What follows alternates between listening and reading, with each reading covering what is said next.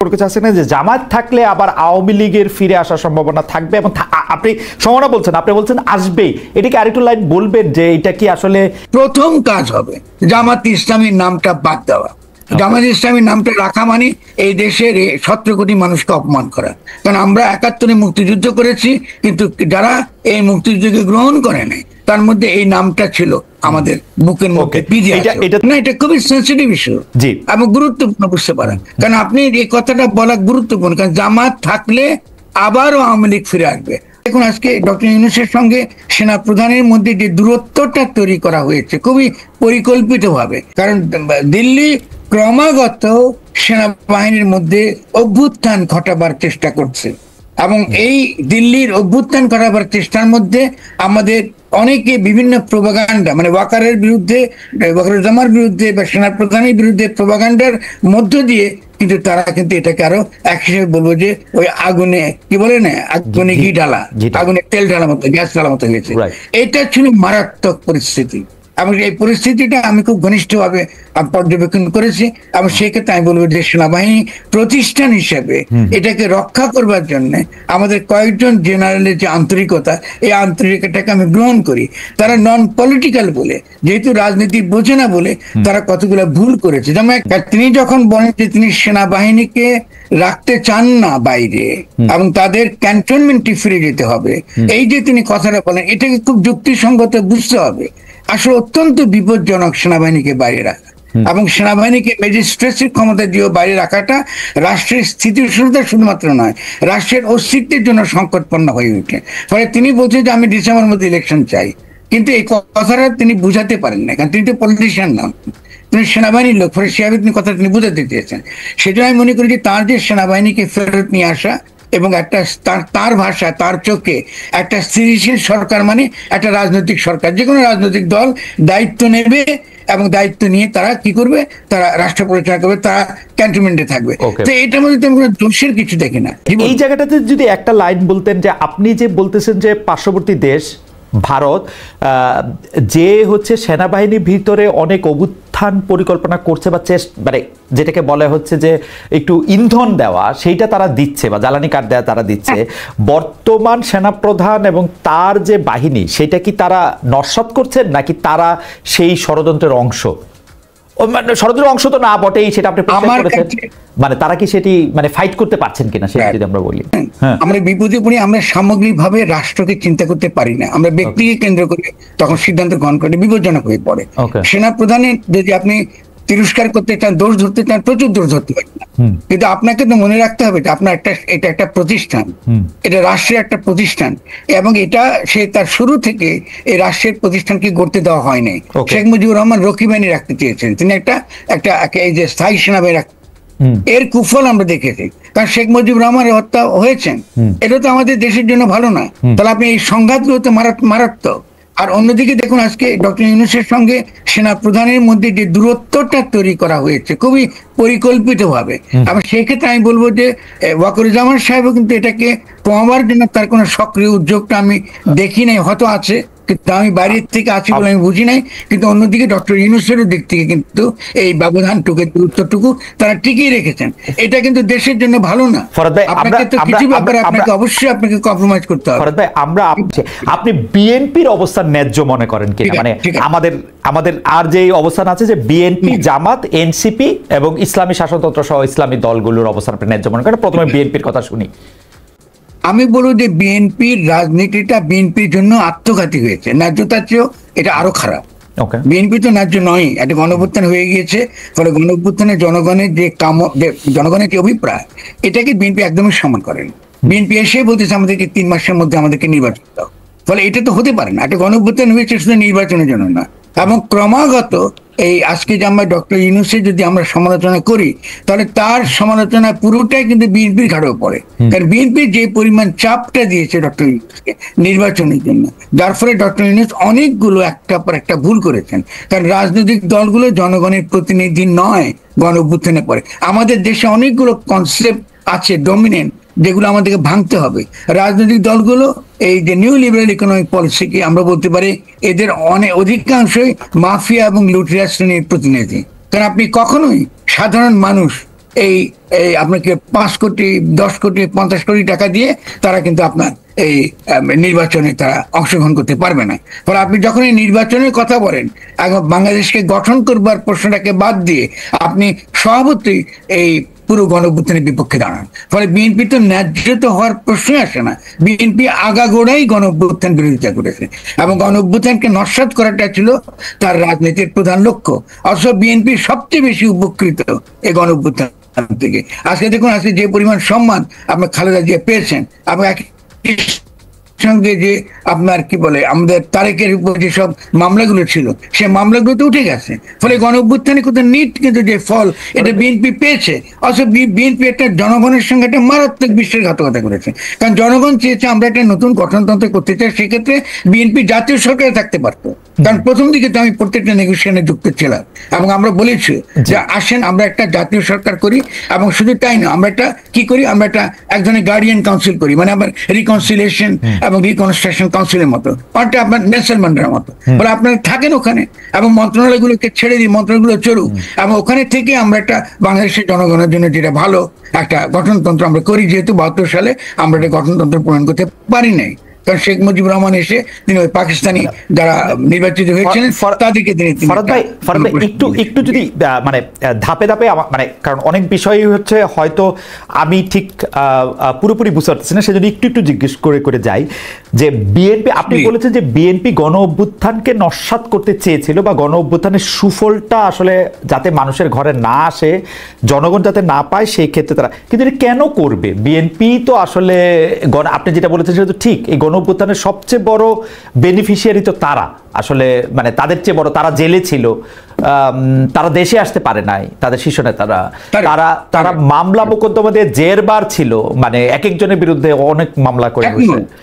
আমাদের সকলে তার জন্য বিএনপির প্রতি সহমর্মী, আমাদের কোনো অসুবিধা নেই। কিন্তু তারা এটা কেন করবে, মানে গণ অভ্যুত্থানটা নস্যাৎ তারা কেন করতে চাইবে, বা এটা সুফলটা তারা নস্যাৎ করতে চেয়েছে ভেরি সিম্পলি, যেহেতু তারা লুটেরা মাফিয়া শ্রেণীকে রিপ্রেজেন্ট করে। আমরা এই বিএনপি তো আপনার আমাদের যে জিয়াউর রহমানের বিএনপি তো না, এটা তো খালেদা জিয়ার বিএনপি তো না। ফলে এই বিএনপি তো আমরা আগের সেই বিএনপি কে ভেবে বিচার করতে পারবো না। এখানে যারা এখানে পুরো বিএনপি যারা পরিচালনা করে তাদের মধ্যে অধিকাংশ আপনি এস আলমের গোলাম অনেকে।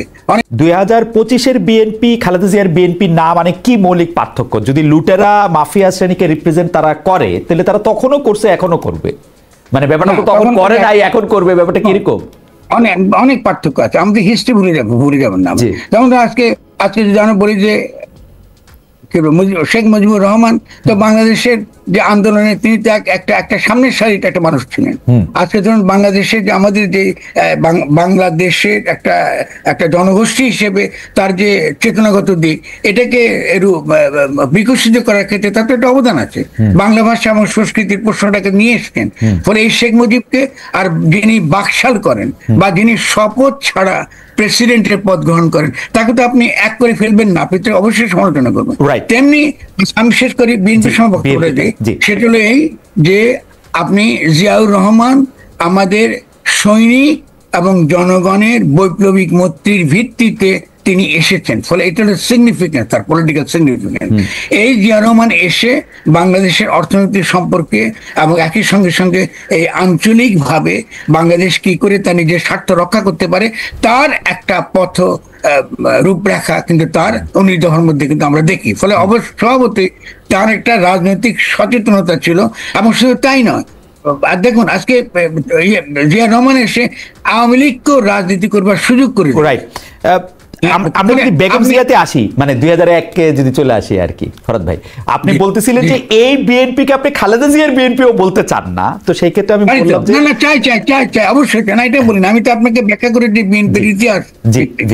সেখান থেকে খালেদা জিয়া যখন আপনার জিয়াউর রহমান তিনি যখন তাকে তখন হত্যা করা হয়, তাহলে একজন মানুষ যিনি ধরে রাখতে চেয়েছে সেই স্পিরিটটা একদিকে, এবং অন্যদিকে এরশাদ বিরোধী আন্দোলনকে তিনি নেতৃত্ব দিয়ে, সেই খালেদা জিয়া তো আপনি এটা বলে তো চলবে না তিনি ম্যাট্রিক পাস একজন মহিলা, তার তখনও মনে খেয়াল আছে কিনা আপনার, আমি কিন্তু তখন তার পক্ষে 100 ভাগ তার পক্ষে ছিলাম। আপনি 100 ভাগ সিম্পলাইজ, কারণ তিনি জনগণের অভিপ্রায়কে তিনি ধারণ করেন। এবং আমি এখনো মনে করি বাংলাদেশের নিরাপত্তার প্রশ্নে যে কারণে আমি তার সঙ্গে অত্যন্ত ঘনিষ্ঠভাবে কাজ করেছি। বাংলাদেশে যদি নিরাপত্তা, জাতীয় স্বার্থ, জাতীয় নিরাপত্তার প্রশ্নটা আসে, আমি খালেদা জিয়াকে, বেগম খালেদা জিয়াকে 100% তার উপর নির্ভর করি। সেক্ষেত্রে আমি তাকে বিশ্বাস করি, আস্থা, তার পূর্ণ আস্থা আছে। কিন্তু তার অন্যান্য যে সকল নেতাগুলো বিএনপিতে ঢুকেছে, তারা তো খালেদা জিয়াকে মানেনি। ফরহাদ ভাই, এটা তো আপনার অনুমান, হয়তো বেগম জিয়া উনাদেরকে ইচ্ছা করেই নিছেন, কারণ আপনি বিএনপি পরিচালনা করলে বিএনপি একরকম হইতো, আপনি বিএনপি মহাসচিব হলে বিএনপি একরকম। আমি ব্যাখ্যা দিই, ঠিক আছে, আমি আপনাকে ব্যাখ্যাটা দিই। আমাদের এখানে রাজনৈতিক দলগুলোতে গড়ে ওঠে আমাদের আর্থ সামাজিক বাস্তবতার ভিত্তিতে, আর্থ সামাজিক বাস্তবতার ভিত্তিতে। আপনার কথাটা সত্য, কিন্তু এক্ষেত্রে খালেদা জিয়াকে আমি দায়ী করতে পারবো না। কেন? কারণ আমাদের এখানে পরবর্তীকালে যখনই আমাদের অবাধ বাজার ব্যবস্থাটা এসে গেল এবং রাষ্ট্র বিভিন্ন বড় বড় প্রকল্পের ধারক হলো এবং রাষ্ট্র হয়ে উঠলো খুব দ্রুত বেগে টাকা কামাবার, রাষ্ট্র ক্ষমতায় যাওয়া এবং বিভিন্ন বড় বড় প্রজেক্টে নিয়ে গ্রহণ করে এবং বিভিন্ন ব্যবসা দখল করে তাদের এই আর্থিক স্বার্থটাকে আদায় করে। আমার মনে হয় যে আমি এবং আমাদের দর্শকরা আপনার আর্গুমেন্টটা আমরা বুঝতে পারছি, কিন্তু আপনি যে কারণে বিএনপিকে লুটেরা মাফিয়া শ্রেণীর রিপ্রেজেন্টেটিভ বলতেছেন, সেই জিনিসটা তো 1991 সালে বেগম খালেদা জিয়ার হাত ধরে আমরা হইতে দেখছি। উনি 300 আসনে যেসব প্রার্থীকে নমিনেশন দিচ্ছেন, প্রার্থীকে যারা আমি ব্যাখ্যা করতে, নমিনেশন ব্যাপারটা যখন ব্যবসা হয়ে গেছে, এটা লুটে মাফিয়া শ্রেণীর রাজনীতি হয়ে গেছে।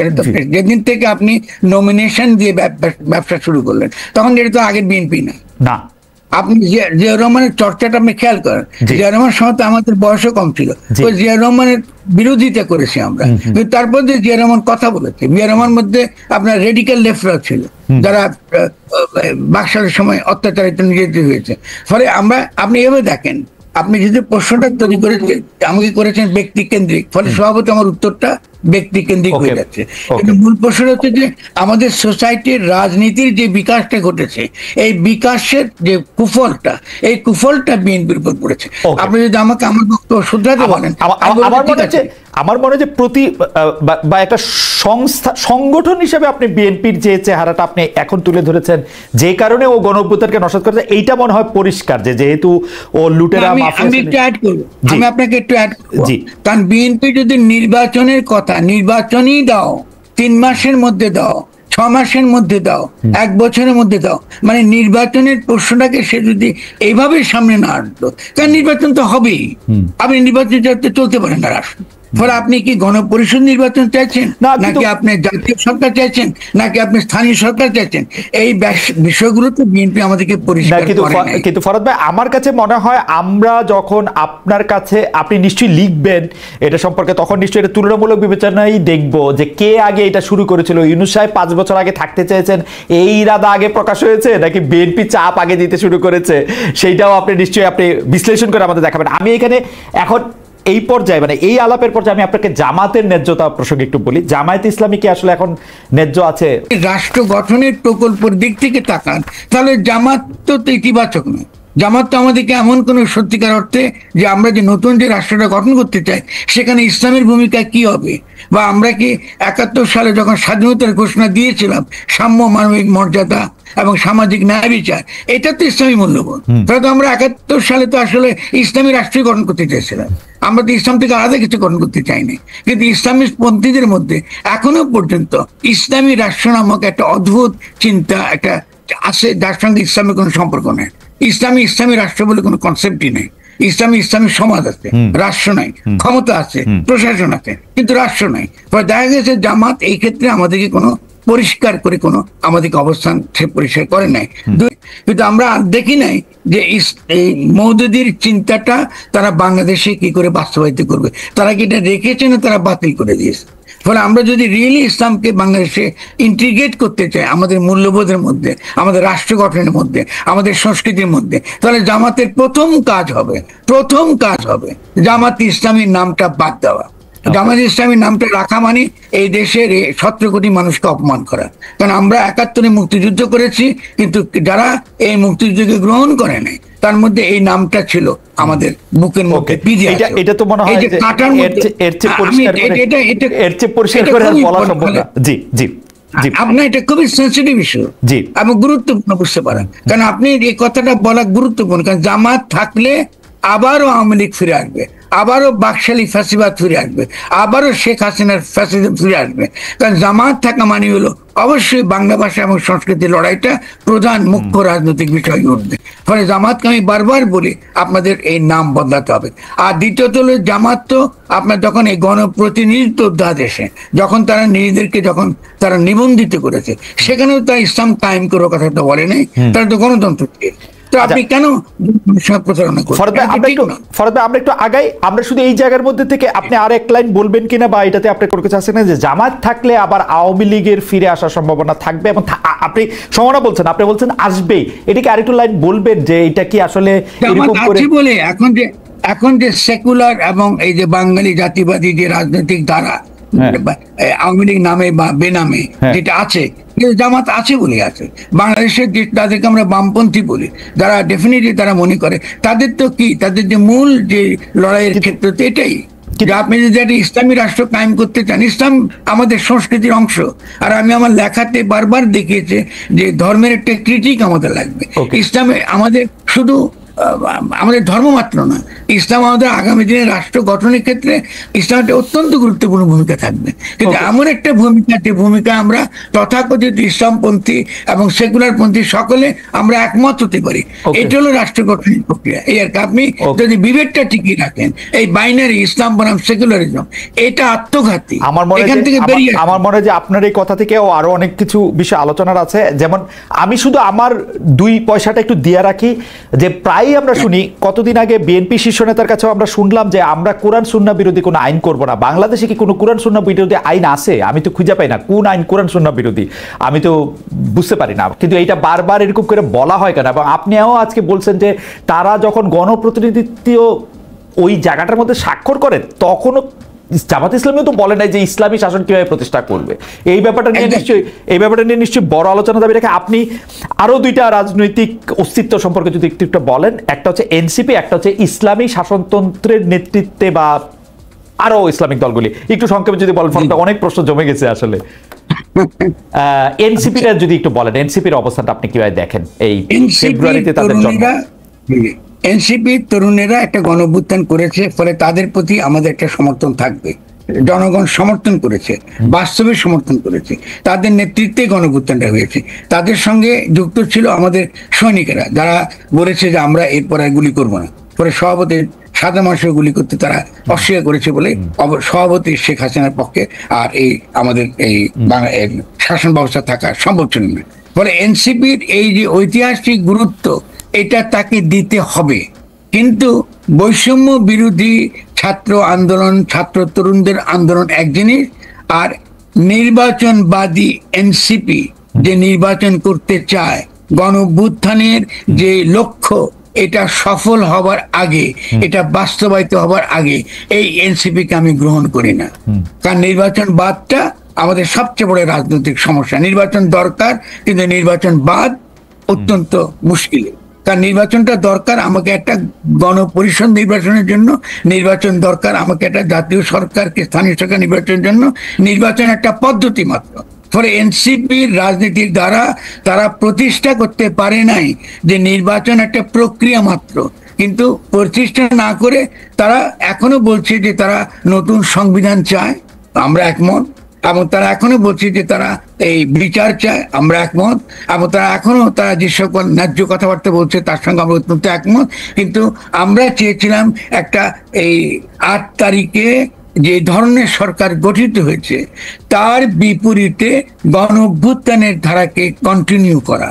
তারা সরকারে গেছেন, সরকারে যখন গেছেন আমাদের কোনো আপত্তি নাই, কিন্তু সরকারে গিয়ে মন্ত্রী হিসেবে তারা সফল হন নাই। একজন তরুণ সারা জীবন পরিশ্রম করে একজন মানুষ একটা মন্ত্রী হবার জন্য, যেহেতু সে দেশের সেবা করতে পারে ওই মন্ত্রিত্বের ক্ষমতা নিয়ে, এবং সে করতে পারে।